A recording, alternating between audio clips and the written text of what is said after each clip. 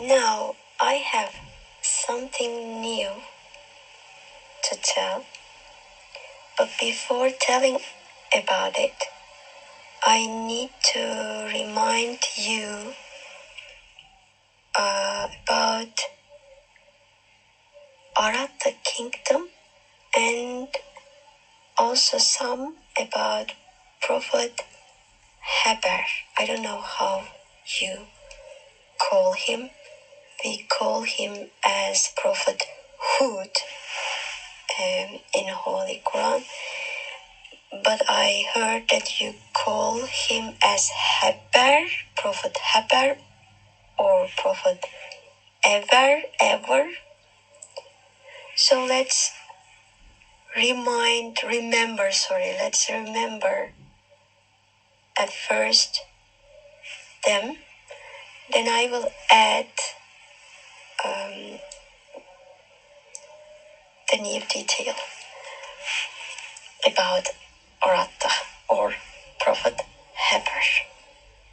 Yes, the name Aratta, or maybe Aad, or later Aad, or finally Aad Society, is a society that Prophet Haber, Prophet Hud, lived in mythology and in religious stories. In mythology, this society is known as Aratta Kingdom, Aratta Society. But in religious stories and also in religious textures, I mean Quran as well, this society is called as Aad, tribe of Aad, or Aad tribe. We can also say Aad Society. I feel that this name changed in time, and now we know it as Aad. From Aratta to Aad Society, it must have been changed because of the preferences of people on pronunciation. Where were they living? Aratta Society was living in Samarra. Samarra was an old name used before Aratta Kingdom. It was an ancient place that Noah founded and named. Samarra, the first Samarra, was in the north, near a river in Russia. The first Samarra was in the north. Prophet Noah was living in that Samarra, but after the flood, Allah, the God, took Noah with his ship to the south. And after he started to live in this new place, he decided to put the same name, and he called the new land as Samarra. It was, now you can see it, near the Tigris River. Even in Ottoman stories, we hear a name called Deyr'un Aadi for Samarra. Samarra was known as Deyr'un Aadi, meaning that people of Aad. Deyr'un Aadi, meaning that people of Aad, people of Aad, people of Aratta, or people of Aratta. The original name was people of Aratta. Why do I say the original name is people of Aratta? Because we learned the original name from the Medes and also from the Uruk literature, which is a literature telling about the Aratta king and also telling about the king of Uruk, what happened to them, but they were not telling about anything on Prophet Haber. In the literature, it is just said there that Aratta kingdom was destroyed and it was gifted, the land was gifted to Uruk kingdom. I will mention about them later, but before it, we need to know this land, the land where Aratta kingdom was settled.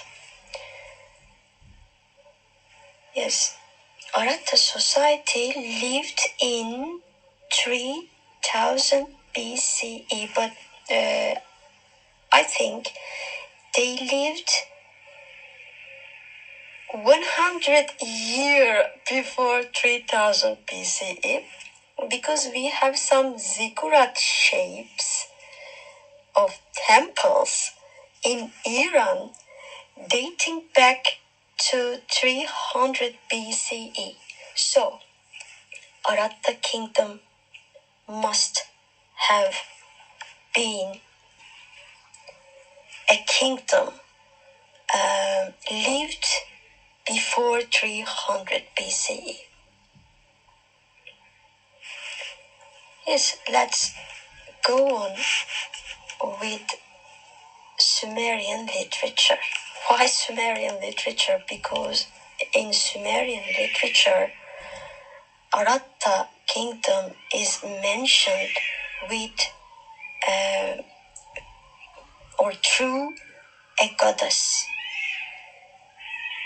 Aratta is mentioned in Sumerian literature through the goddess Inanna.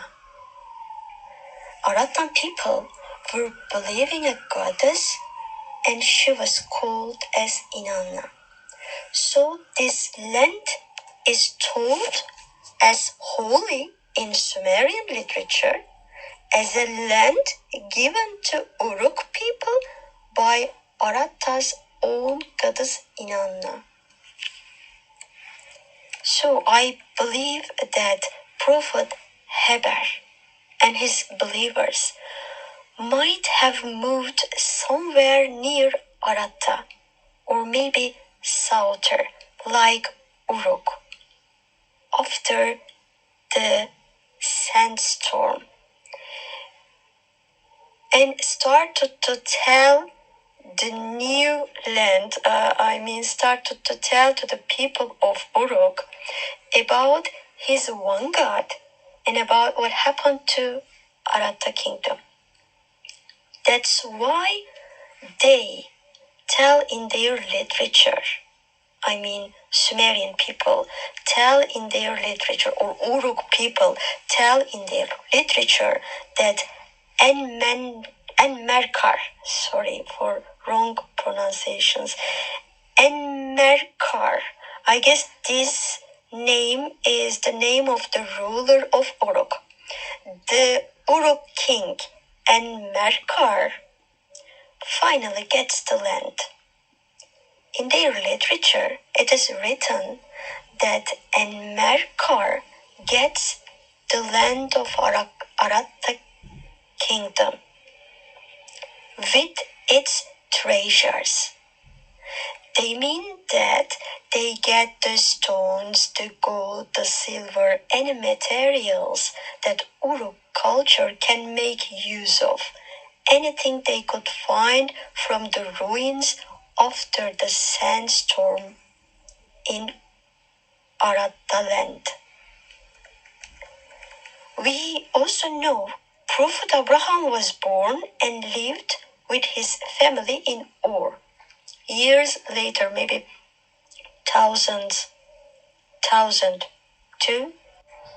nearly 1,000 or more years later, lived in the same land in Ur. He was born, it is said that he was born in Ur, maybe nearby Uruk. Then they moved to the north. So the race of Habar, Prophet Habar or Prophet Hud, and also the believers of him moved southward too. And they brought the knowledge and their one God to the south.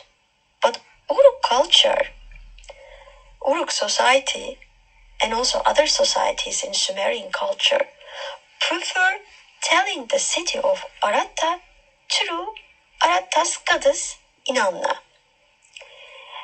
Here I mean Prophet Habar might have told the disaster by telling about his own one God. But as Uruk culture had no one God, they might have understood the disaster and might have understood the God wrong, and they might have called the God as goddess Inanna, with the name of the goddess of Aratta kingdom. I mean, Uruk culture might not have had a god. They might have learned the god by the god of Aratta kingdom. Maybe they might have believed in the same god with Aratta kingdom. So they might have misunderstood and confused the one God that Prophet Habar told them with the goddess of Aratta, which was called as Inanna. So they start thinking that Inanna lets them Inanna lets Uruk kingdom use the treasures of Aratta in return of pleasing her more than Aratta king did. So Uruk king, his name was written here, and Merkar? No, it was the king of Aratta, sorry. And Shuria, it was something like that. I will pronounce it later, but let's call him as Uruk king. The Uruk king decides to make taller structures than the structures of Aratta kingdom built. Think that Aratta kingdom built 2-story house, or Aratta kingdom built some structures with the same length of a 2-story house or 3-story house. But Uruk king decides to build or decides to construct taller structures than the Aratta kingdom did. For what? For pleasing the goddess, because he thinks that the goddess Inanna destroyed Aratta kingdom because the Aratta king didn't build taller temples, taller towers. So if Uruk king builds taller structures, taller temples, Inanna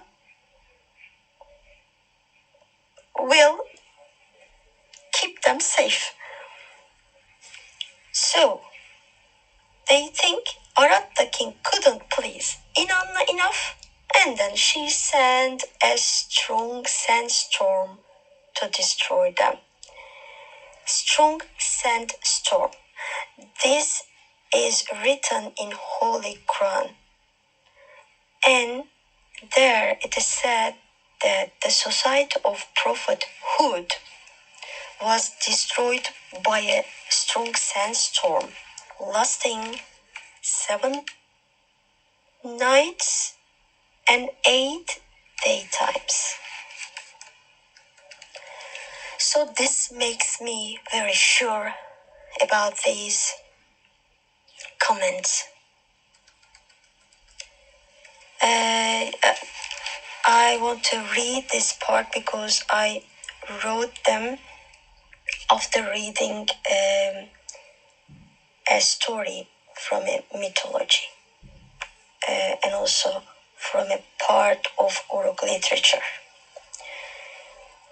It is also written here in this literature that a Merkar of Uruk pleased Inanna more than Aratta king pleased. Oh yes, here we see that an Merkar was the name of Uruk king. And Merkar pleased Inanna more than Aratta king pleased by building higher temples. Here I think they mean at most 4 or 5 story house, like the length of a 4 or 5 story house. With the stones, they built these towers or temples with the stones, gold, silver, or with other materials they took from Aratta land. So, and Merkar, the king, Uruk king, builds higher temples than the temples in Aratta in order to thank because he got the treasures. He thinks that he got all these treasures from Inanna, the goddess. He builds these higher or taller temples to thank to Inanna and also to sublime her more than Aratta king did. That's why we later start seeing ziggurats, pyramids, taller buildings, skyscrapers now all over the world. They were all the result of these structures dating back to Uruk kingdom and also Aratta kingdom. Aratta king started building higher temples to please a god. Then Uruk king and Merkar continued to build much taller structures to please the same goddess. But later, the same behavior or the same idea, the same belief continued or was continued by other civilizations, and they started to construct ziggurats, pyramids. And now in architecture, maybe some engineers construct skyscrapers not to please the only one God, but to please the leaders, the governors, or please the company they are working for. They build all these taller structures to please their gods.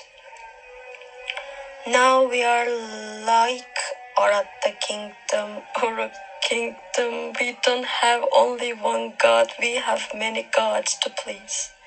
We please them sometimes by constructing taller buildings. We please them. I'm not pleasing them. You please them by doing what they want from you to do. So, all these civilizations or societies in different ages were like racing with each others. They lived in different age of history, but they raced with each others by building higher temples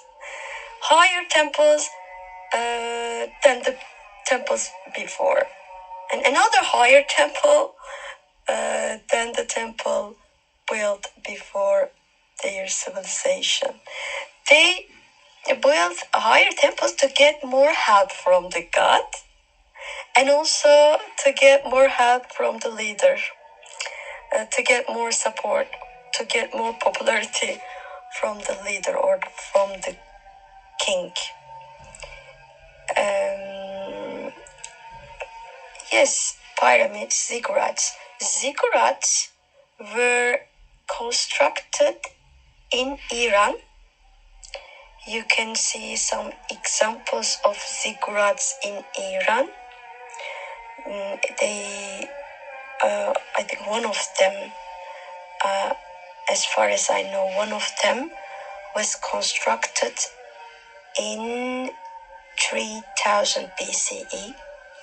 And later, a few or 100 years later, pyramids started to be constructed in different parts of Earth. And later, taller buildings, skyscrapers. Now today, we can see skyscrapers in different parts of the Earth. Yes, let me go on reading. I guess they think the higher they build, the more help they will get from the god or from the goddess they believed. They think they were pleasing her more. This idea can only be the idea of Satan. Because the only one God, Allah, never wants you to build higher structures, taller structures to show your faith. Today,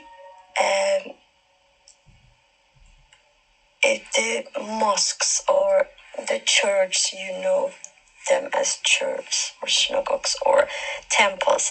The temples must be or should be modest. So they don't have to be tall.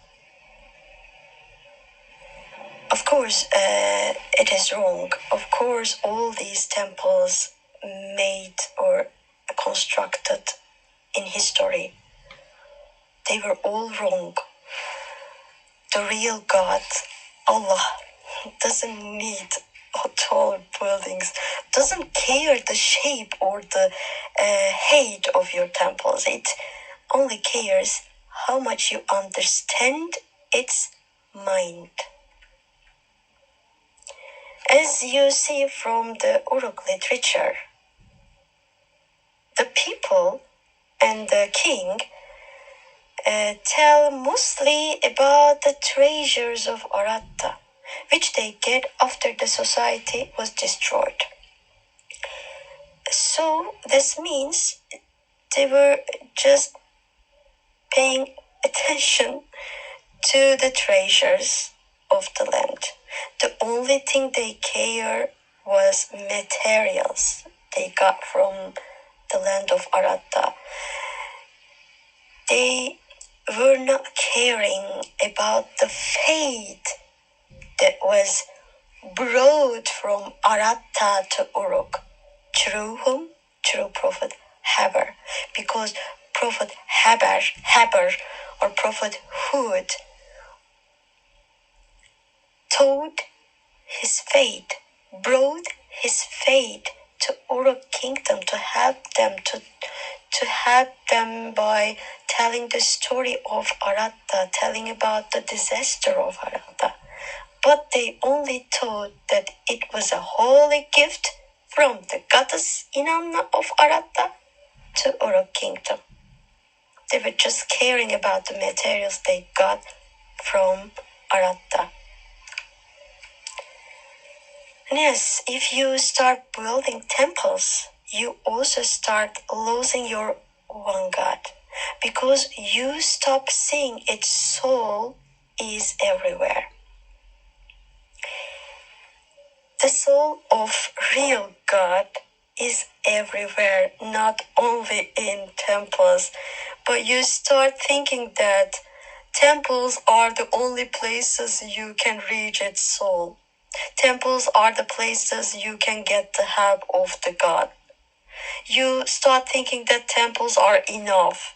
When you go there, pray in it, it will be enough for you. So temples turn into a God. So you start worshipping to the structure, to the temple, not to the real God, Allah. All the things except temples lose its value. It's especially nature lose its value because the soul of God is loaded everywhere in nature. You can reach the God, the soul of the God, through an object, through a plant, through an animal, through a person, through a human being, through the stars, through the sun, through the moon, through the sky itself, or through the sand. You can reach its soul through everything you can see or you cannot see. Yes, from this literature, Uruk literature, and from the myth of Aratta, myth about Aratta, we learn that the arrogance of Aratta kingdom, or the arrogance of Aratta society, let another land, Uruk, have many treasures and higher temples. So it seems few people from his new land was able to understand prophethood, Prophet Haber. The new land, I mean here, the new land was Uruk. Uruk. Few people must have understood the mind of prophethood. And thousands years later, a new mind appears called Prophet Abraham from the same race with prophethood, Prophet Haber. And yes, we can also be sure that the society of Hud, Haber, I mean Arattan people, were not being encouraged by other societies to keep arrogance or sins or false gods. Because the kings, one of them was the Hamazi, it is written in literature, in Uruk literature, that one of the name of the kings was Hamazi. And the other one is the king of Uruk and Merkar. These are the names of the kings living near Aratta kingdom, Hamazi and Merkar. They are said to have been forced by Aratta king Enshugiranna. Yes, this name now I can read his name. It's really not easy to pronounce. The name of the Aratta king is Enshugirana.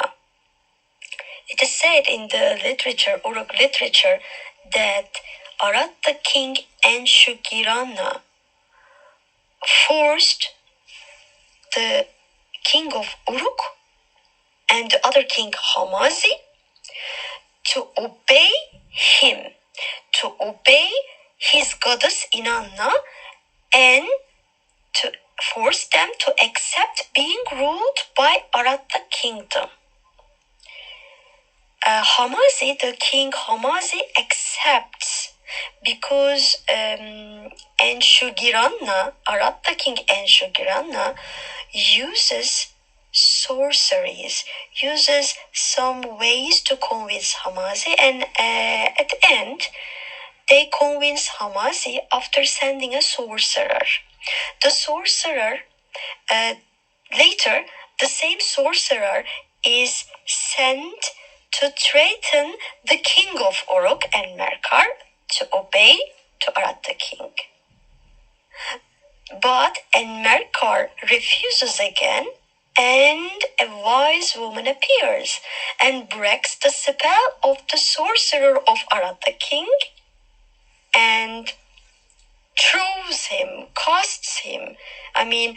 throws the sorcerer, casts the sorcerer into the Euphrates River. So, this story, I think the story happens between Tigris River and Euphrates River, and here, as it is written, the sorcerer was thrown into the Euphrates River. So from these parts in Sumerian literature, sorry, I said literature, Uruk literature, but these are all written in Sumerian literature by saying Uruk kingdom. So can we say Uruk literature? Because it's also related with Uruk culture. But these parts are all from Sumerian literature. We conclude that Aratta kingdom was not only known with its arrogance, but it was also known with the psychological violence he committed through sorceries. So the real God punishes him by destroying his land with himself, by sending strong sandstorms to the land. And we also learn that the Lord, the king of Aratta, here in Sumerian literature, Aratta king is also called as Lord. So I guess Aratta kingdom was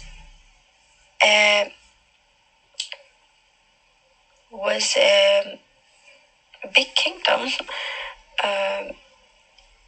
So it makes me think that Aratta was a big kingdom, and this part was ruled by Enshugirana, and this part, I mean Samarra, as I said in the beginning of my speech, this part must be the central part of Aratta kingdom, as they were using the treasures, as they had lots of treasures, and this part was ruled by Enshugirana.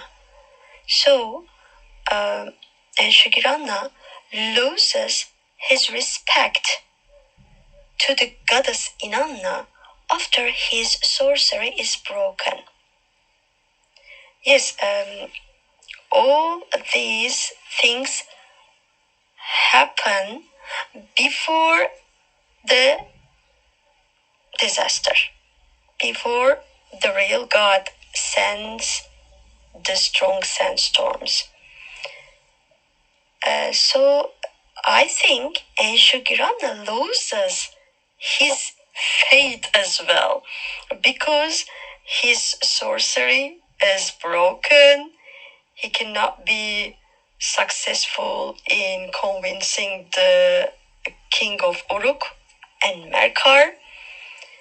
So he must have been angry, and this might have caused him and his society to commit more violence, and to have more gods. Maybe he might have given up believing in Anna goddess, in Anna only one, his only one god or goddess. Maybe later, after this event, he might have had more gods, started having more gods, and so he might have committed more sins.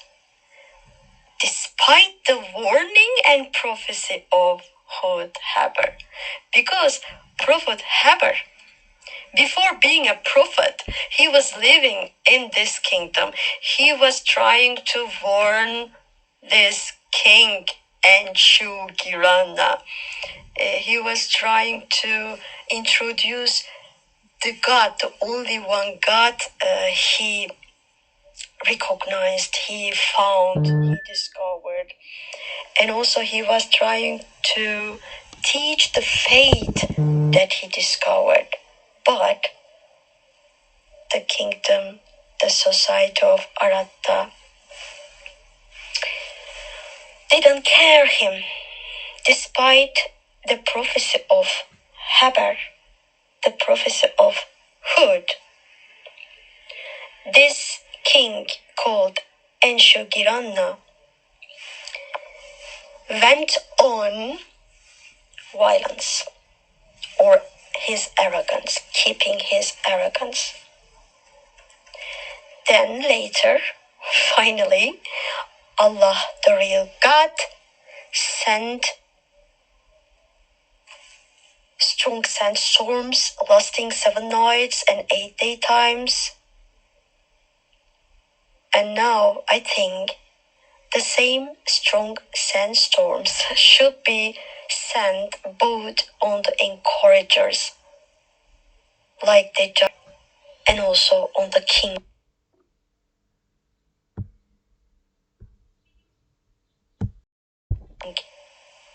and its society. The king, whoever thinks himself or herself as the king, and whoever keeps her arrogance, his or her violence, his or her